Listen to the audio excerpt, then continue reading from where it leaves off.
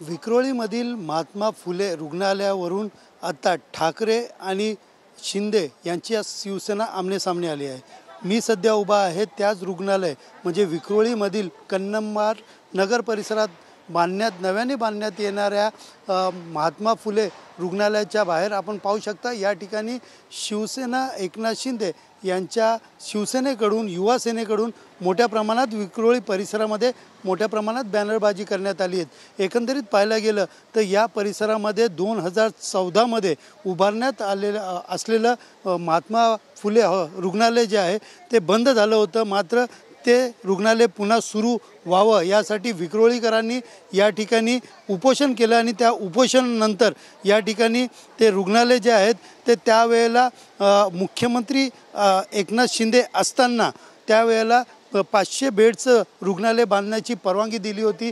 मात्र आत्ता सध्या पाहिलं तर एक आठवड्यापूर्वी याच रुग्णालयाची पाहणी हे शिवसेना ठाकरे गटाचे नेते संजय राऊत यांचे बंधू आमदार सुनील राऊत यांच्याकडनं पाहणी करण्यात आली आणि ती पाहणी केल्यानंतर या ठिकाणी त्यांचे फोटो जे आहेत ते सोशल मीडियावरती व्हायरल करण्यात आले आणि त्यानंतर आपण पाहू शकता या ठिकाणी शिवसेना एकनाथ शिंदे यांची शिवसेना या ठिकाणी युवा सेना जी आहे ती आक्रमक या ठिकाणी झालेली पाहायला मिळत आहेत। आपण पाहू शकता काळे कपडे घालून या ठिकाणी निषेध व्यक्त केला जात आहे। तर दुसरीकडे पाहायला गेलं तर जनतेचं काम विकासासाठी आणि प्रसिद्धीसाठी नाही आणि त्याचबरोबर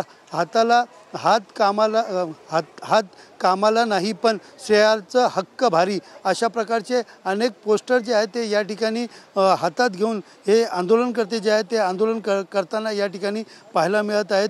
थोड्या वेळातच या ठिकाणी युवा सेनेचे नेते जे आहेत नेते व इतर कार्यकर्ते येणार आहेत। मात्र सध्या तरी पाहिलं तरी विक्रोळी परिसरामध्ये आपण पाहिलं तर युवा सेनाकडनं मोठ्या प्रमाणात बॅनरबाजी करत या ठिकाणी जो निषेध व्यक्त करत या ठिकाणी बॅनरबाजी करत कुठेतरी सुनील राऊत याच्या विरोधात हे आंदोलनाची सुरुवात केलेली पाहायला मिळत आहे। कॅमेरा पर्सन गणेश मोरेसह सुनील जाधव, TV9 मराठी, मुंबई।